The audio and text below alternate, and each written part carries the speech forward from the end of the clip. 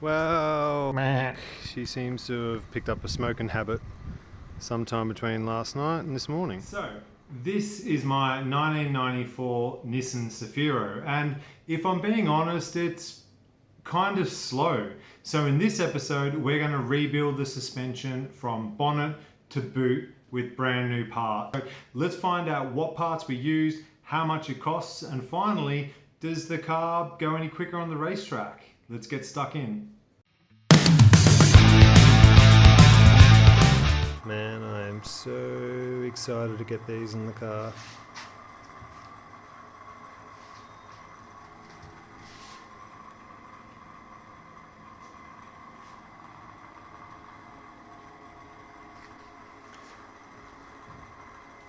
The thing about modifying these Nissans is, well, they're over 20 years old now, so if you're buying a second-hand one, unless it's already been modified / munted by the previous owner, you probably want to go and buy brand new parts for everything. That way you know what's gone into the car, you know what condition it's in, and you're not going to be left with any secrets, because this car is going to be designed for the racetrack.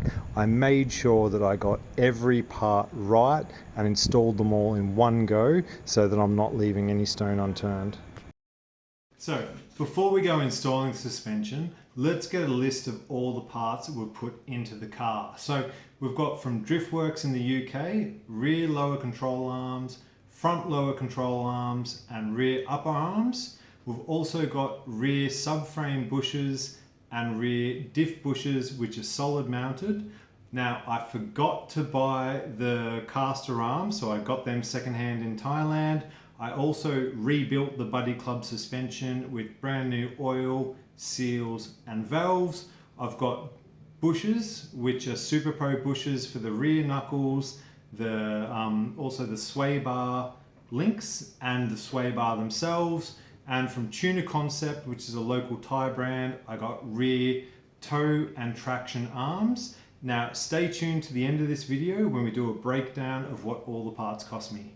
Now, I want to say I'm happy with the Driftworks stuff, but to be honest with you, shipping took forever, like 8 or 9 weeks on back order, and there's 0 instructions for installation compared to companies like GK Tek, which I'm probably going to go with in the future. One of the nice touches is the rubber booted rose joints do seem like they're really good quality. Not surprising, the $50 caster arms I got off Facebook Marketplace in Thailand were completely seized, so I put them in the ultrasonic bath and they seem to come good. They'll be good for temporary, but I do want to get them replaced in the future. So, things are coming together on the Cefiro suspension front. We've got all brand new, rebuilt Buddy Club coilovers. We've got the custom Driftworks lower control arms. We've got Heim jointed caster arms.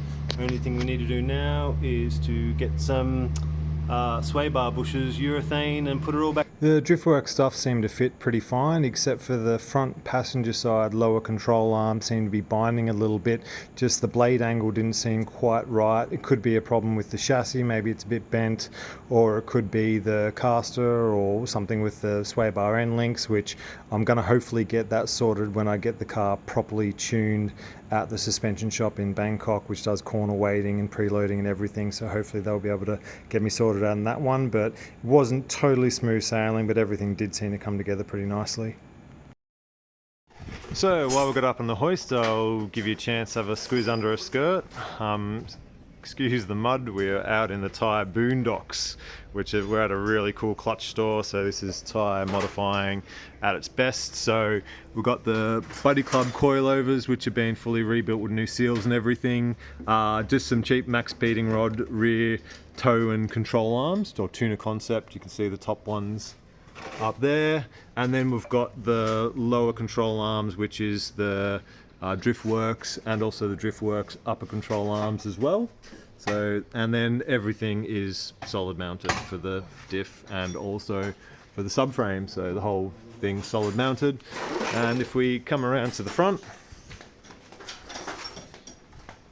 you'll see we've got caster arms, urethane bushes. We've also got urethane bushes on all the sway bars. Now it's just filthy, but we've got lower control arm, which is all Driftworks stuff. Brand new brakes all rebuilt and the body club coilovers. So bonnet to boot, all new bushes and the whole thing. So right about now is where I'm probably supposed to tell you how the new suspension compared around the same racetrack with the same power as the old suspension. But as thing goes, the day before race day, the car blew a fuel injector cap and started pouring fuel straight through the exhaust and smoking everywhere.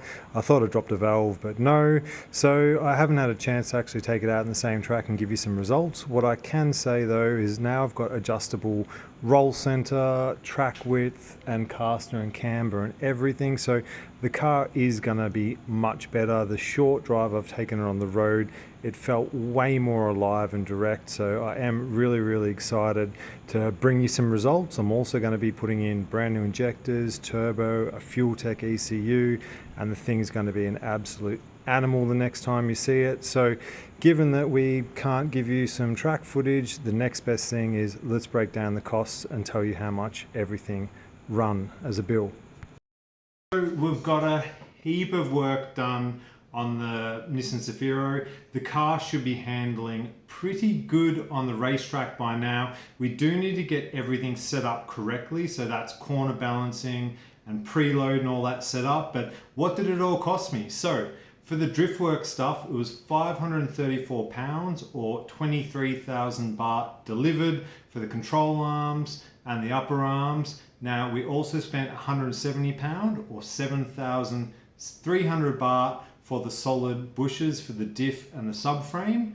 To rebuild my Buddy Club coilover suspension, a local Thai shop did that for 5,200 baht. The caster arms were 2,000 baht off Marketplace. We got the bushes for 7,000 baht. We also got the toe and traction arms brand new from Tuna Concept for 7,000 baht. So in total for everything delivered and shipped, we spent 51,700 baht, or in American dollars, that's 1,440. So I think that's pretty good.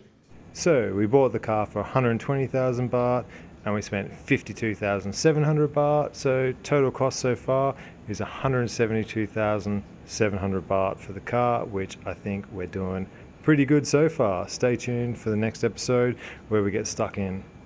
Starting to spend some big money, brand new ECU, brand new turbo, brand new fuel injectors, brand new fuel system, and chasing 500 wheel horsepower.